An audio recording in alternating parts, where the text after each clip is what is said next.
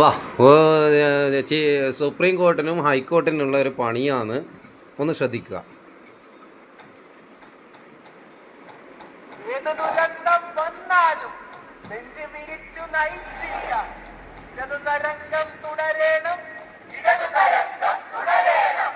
മുന്നോട്ടിനിയും മുന്നോട്ട്, ഇടതുപക്ഷം മുന്നോട്ട്. കണ്ണുകളിൽ ഈ പന്തങ്ങൾ കണ്ണീരപ്പാരതില്ല, കണ്ണീരപ്പാരതില്ല. പുഞ്ചിരിയെങ്ങും നിറയേണം, പുലരിച്ചു വന്ന് തുടുക്കേണം, ആ പുലരിച്ചു വന്ന് തുടുക്കേണം. ഇരുണ്ട കാലം കടന്നു നമ്മെ നയിച്ചു മുന്നിൽ പിണറായി. പകുതിയെടുത്തരുതിയാത്ത ഒത്തു നടക്കണം ഇനിയും നാം. കണ്ണീരൊപ്പാലിടതു കരങ്ങൾ, കണ്ണുകളിൽ തീ പന്തങ്ങൾ. പുത്തൻ പുലരി ചന്തങ്ങൾ, ആ പുത്തൻ പുലരി ചന്തങ്ങൾ. പത്തു കടന്ന മനോഹര കാലം ഒത്തു നടക്കണം ഇനി നമ്മൾ, ആ ഒത്തു നടക്കണം ഇനി നമ്മൾ. കത്തും സ്നേഹബന്ധങ്ങൾ കുത്തി നിർത്തണം ഇനിയും നാം, ആ ഒത്തു നടക്കണം ഇനിയും നാം. ഇടതു തരംഗം പിടിക്കണം, ഇടതു തരംഗം തുടരണം, ഇടതു തരംഗം പിടിക്കണം, ഇടതു തരംഗം തുടരണം, ആ ഇടതു തരംഗം തുടരണം. ഇടത് തരംഗമായാലും ശരി, വലത് തരംഗമായാലും ശരി, ഇന്ത്യൻ സിറ്റീസിൻ്റെ കണ്ണ് കാണുന്നുണ്ടോ? കാണാം.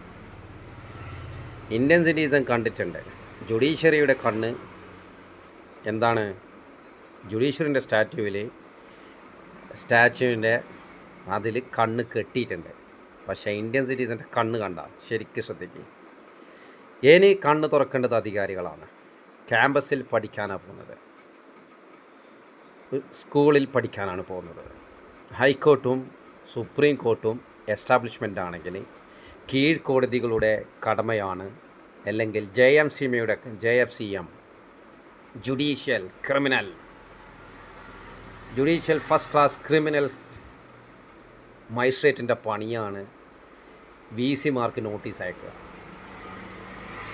ക്യാമ്പസിൽ നോട്ടീസ് അയക്കുക, സ്കൂളിൽ നോട്ടീസ് അയക്കുക.